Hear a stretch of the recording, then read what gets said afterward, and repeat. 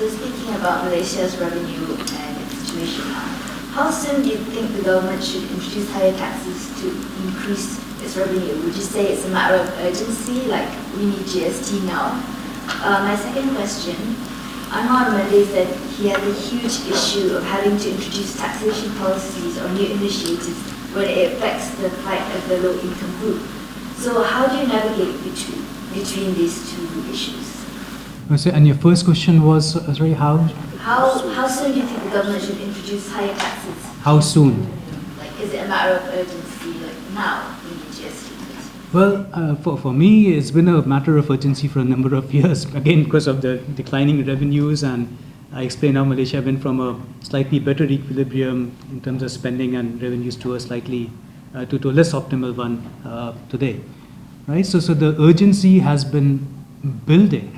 The pressure has been building for 10 odd years, right? And Malaysia in some ways has the benefit of being a commodity exporter, in the sense that when commodity prices are high, it benefits from dividends from Petronas in particular, but yeah, so the urgency is there. Now, how soon should this happen? That's a political question, but I do believe that this government, like previous governments, are aware of the urgency. And the second part of the question, yeah, so I remember that. So there are pros and cons of various tax instruments, right? So in terms of, from a pure economic perspective, if you look at it, the GST is a lean and mean machine that mobilizes revenues the best. As you may well know, over 160 plus countries in the world deploy GST, and it's not a coincidence. It really gets in revenues. And another benefit of GST that is not often spoken about is, if you want to have a clean government, the GST is the way to go, because the chances of leakages and corruption go down significantly more in the GST regime than in other regimes. But the downside is, of course, and the Prime Minister is absolutely right, it is not that progressive, it is regressive. For reasons that I mentioned in my presentation as well, particularly in terms of food items and so on and so forth. But there is enough experience out there that Malaysia can adopt and learn from its own prior experience of GST implementation.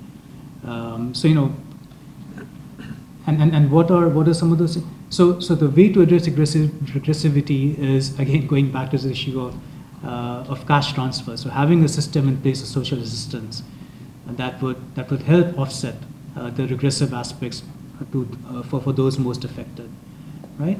And in terms of some of the lessons that the government, I think, is taking note of from its own GST implementation experiences, the delay in tax refunds, so expediting that.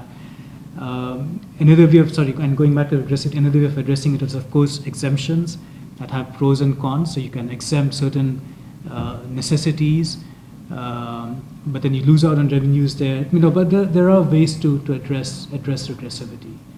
It's not my personal view or an opinion, it's a fact. It's a fact that GST is the leanest and meanest sort of revenue mobilization machine out there, right? If implemented properly, with the right measures to address regressivity, right? So if not GST, then what? Then I go back to what I said earlier. It would be PIT or revisiting the SST and so on and so forth. But the broader point is, it's not just one instrument, it's others.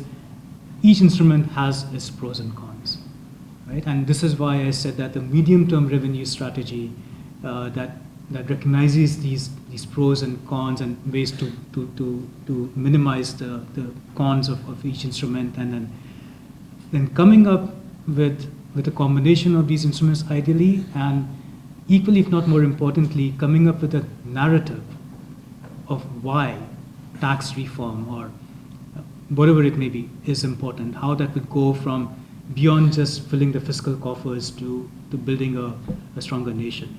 Now that needs to be, I would put a lot of emphasis on that. Malaysia is prematurely aging, like a number of other Asian countries. That's going to bump up the requirement for public spending in health and social protection in particular. And also some important area like preschool education, the budget allocation for public preschool provision is very small in Malaysia.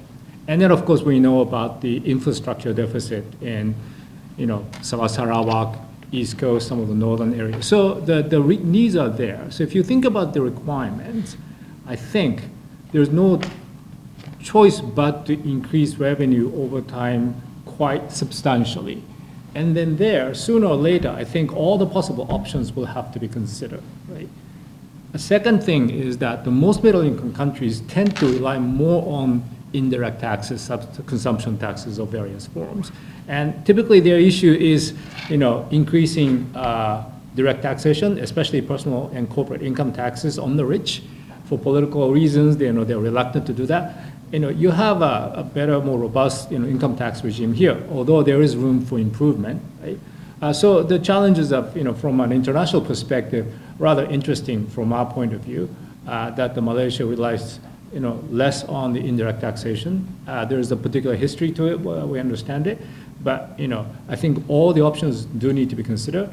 And the main concern about the regressive impact of GST, other countries try to address it on the expenditure side by having better social protection, more equitable, poverty-oriented social programs in education and health. And so that's the area where I think Malaysia could still improve.